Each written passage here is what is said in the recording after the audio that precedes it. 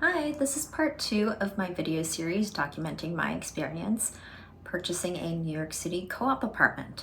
Part 1 was just an overview of what to expect throughout the series, so this part 2 is actually how my husband and I first started our search and kind of what that entailed, what kind of resources we used in order to evaluate whether or not buying in New York City was right for us.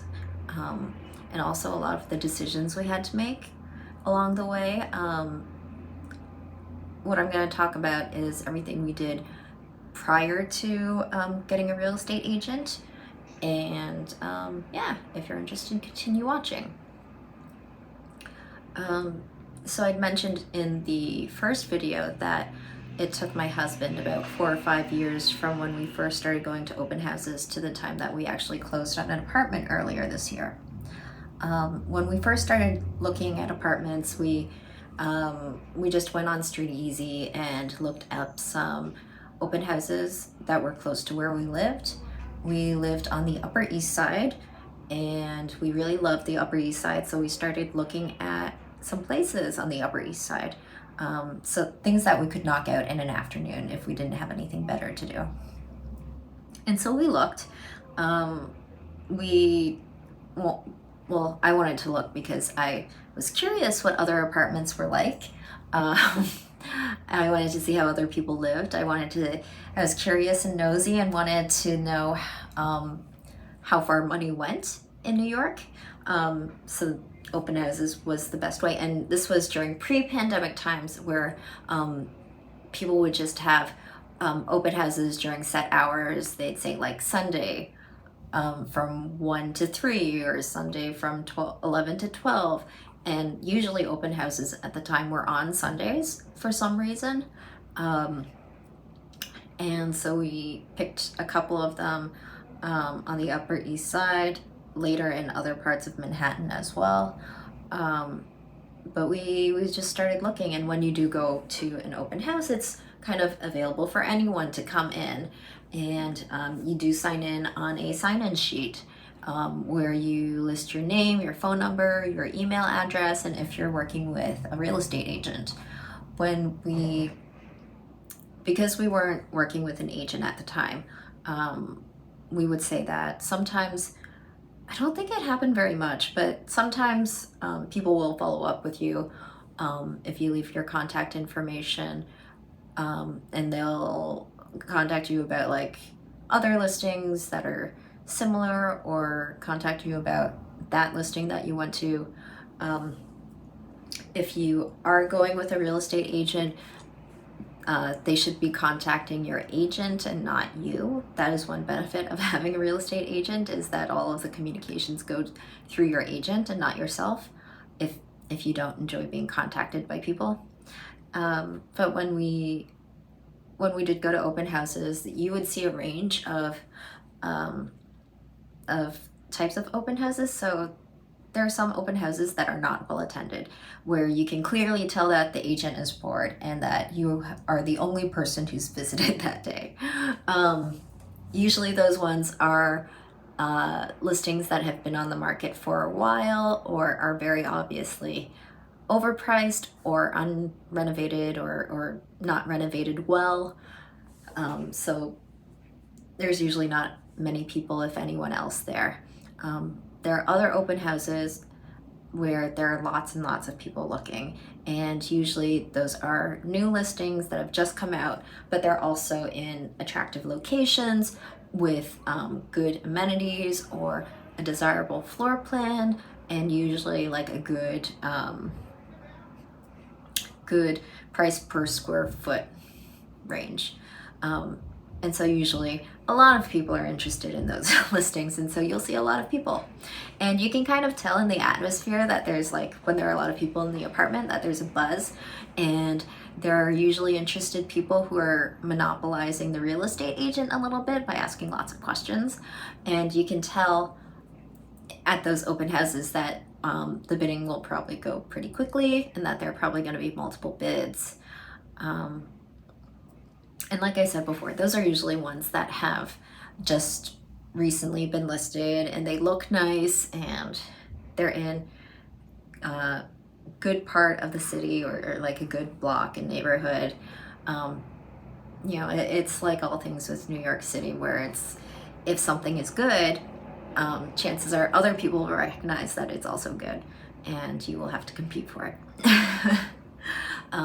I don't know if the people watching, if you who are watching, if you ever tried to rent an apartment in New York City, sometimes you actually have to work really, really quickly because other people are wanting the same thing. And that's true of real estate as well. So we started looking, and we started realizing that, oh, we don't have quite enough money for this yet.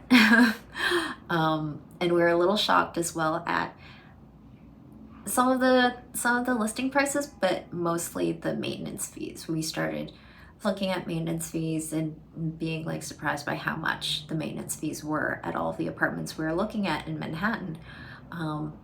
And I want to say that the maintenance fees were usually like more than half of our rent.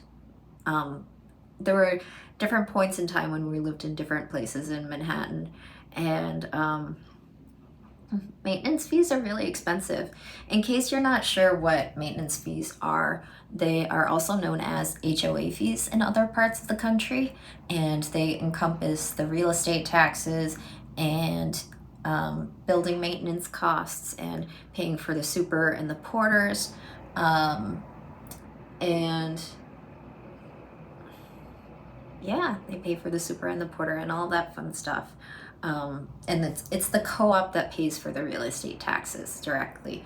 If you buy into a co-op, you would not pay for real estate taxes, I don't think. We haven't gotten to that point yet, but it gets rolled into your maintenance fees. Whereas if you're looking at condo listings, you will see a separate real estate tax and then condo fees. I think building fees separately, so it gets separated out a little bit. And then if you're looking at condos, you have to worry about tax abatements and things like that. But we were very surprised by how much maintenance fees were, because maintenance fees don't go towards your principal if you're getting financing like a mortgage. So it's money that does not help to pay down your apartment, and then it just made it seem like buying in New York City was not a good idea. Like, I was wondering, like, why would anyone buy in New York City? It doesn't seem to make any financial sense. So we did actually use the New York Times rent or buy calculator, and that helps you understand a little bit more clearly how long you have to keep any real estate in order to make money. And obviously it's going to depend on the circumstance, on the neighborhood, on the apartment itself. But generally speaking, when we were running the numbers and entering our own numbers, it seemed like it only made financial sense for us to buy an apartment if we're going to stay for 5 years or longer, which meant that we had to commit to living in New York for 5 years or longer, which at the time, when we first started looking 4 or 5 years ago, we weren't quite ready to make that commitment, but we were still like poking around and just seeing what we would like to do, and what it would take. So we would like look on and off. We would look maybe a couple weeks in a row and then like take many months off. So this 4 or 5 year process was not constant and consistent, and I think that's probably pretty normal for New Yorkers. Just because like the amounts of money are so big, and you're probably, if you're like us, you probably have like bidding and failing and like just kind of like bumps along the road that prevent you from actually buying anything. And for us, part of that was also the pandemic. We stopped looking during the pandemic, during parts of the pandemic. We stopped for like less than a year before looking again. But I think that's like not doing it consistently is probably pretty normal, because it's a little intense to do these things. Because for us, when we were actively searching, we were searching every day for like our desired neighborhood, and needing to to pounce on it quickly and needing to like coordinate with our real estate agent, going to open houses and then bidding and then process and all that fun stuff. So yeah, it took us a little bit of time. Some of the other resources that we used, so I mentioned the New York Times buyer or rent calculator, but there was also Street Easy, so much Street Easy. We used Street Easy during our rental process when we were trying to find a place to rent, but we used it so much more when we were trying to buy. And there are so many reasons why Street Easy was really fundamental to our apartment search when buying. For one, it's not restricted to a particular agency. You get listings across many agencies. You get historical information. So if you want to learn more about a building and kind of like the turnover of a building, Street Easy will have, I want to say records for since 2000 something. So it's a decent chunk. It's not everything historically, but it's you know, a decent chunk of recent listings will appear because I think they scrape public data.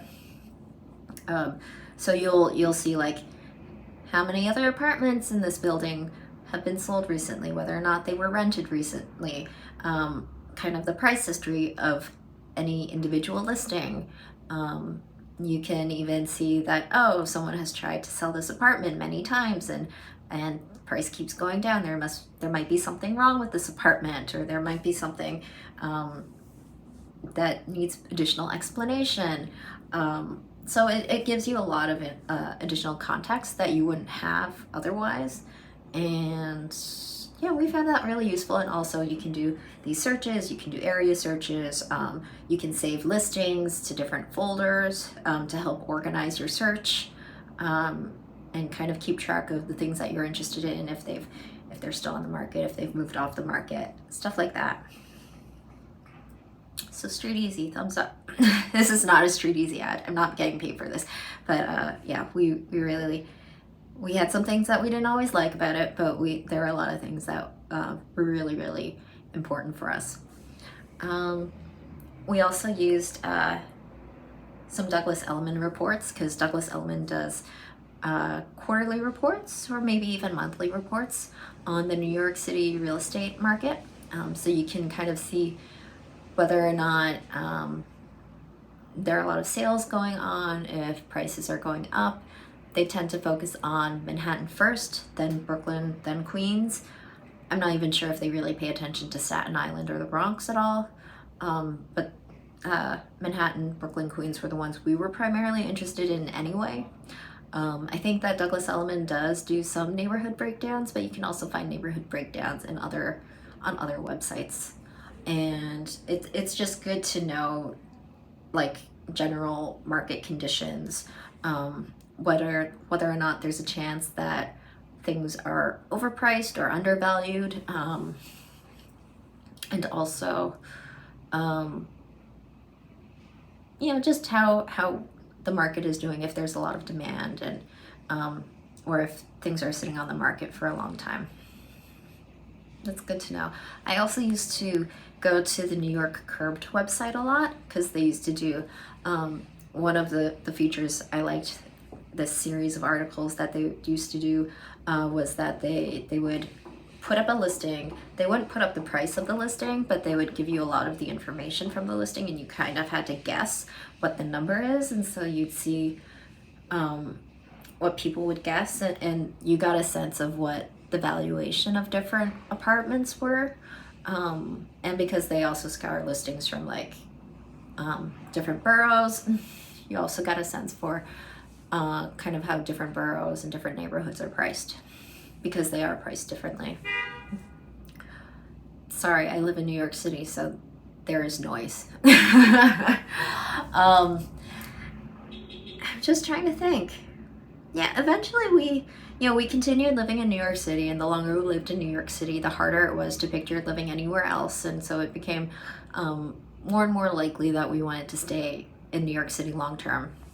And we eventually ruled out Manhattan as the place that we were going to look for. I would constantly like go back and be like, oh, maybe this one could work too. But the maintenance costs were really cost prohibitive, I think, for us, just because of how much they are relative to the other boroughs. So like I mentioned before, you know, the apartments we were looking at, the maintenance costs would be like 50% of our rent or like something along those lines, and that just didn't make a lot of sense. So the apartment we bought in Queens, the maintenance costs are about $1,000 a month. If we were to buy a similar apartment in Manhattan, we would probably be paying $2,000 or $3,000 in maintenance, monthly maintenance costs, instead of the $1,000. So that's 2 or 3 times the cost of maintenance in Queens. And that's just a lot of money, and that's not even including the difference in price per square footage, which would be high too. Like the difference would be really high. So all of those things meant that financially, Queens just made a lot more sense for us and how much we wanted to spend and how much we were comfortable spending.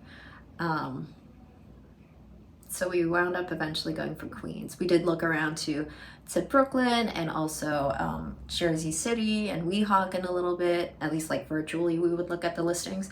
But Queens was kind of the sweet spot for us in terms of the dollar value of square footage and maintenance costs. So yeah, that's like, we eventually got to the point where we wanted to search exclusively in Queens. And that was the point where we finally engaged in a real estate agent. I'm trying to think what other things, right, before we got to the real estate agent part though, my husband and I were very much in sync about not just where we wanted to live, not purely just on cost, but also the type of lifestyle that we wanted to have and what we liked and what we didn't like. I'd already lived in New York City for 5 years at the point where we started looking at open houses, and my husband had been in and out of the city for much longer than that. So we both kind of knew New York City, not every part of New York City, because New York City has so many different neighborhoods and they're so very different, but we knew enough to know like what kind of lifestyle we wanted to live and the types of neighborhoods we liked, and that helped us guide our search. And we were in agreement about like what kind of apartments we wanted and the general conditions of the apartments and how big we wanted them to be and the number of bedrooms and bathrooms and all of that stuff. We had to be in sync on, because that just made everything else so much easier. And we got to that point by looking at listings together. We're like sending each other listings and being like, what do you think of this? What do you think of that? And so we kind of were able to calibrate to each other's interests and compromise really well.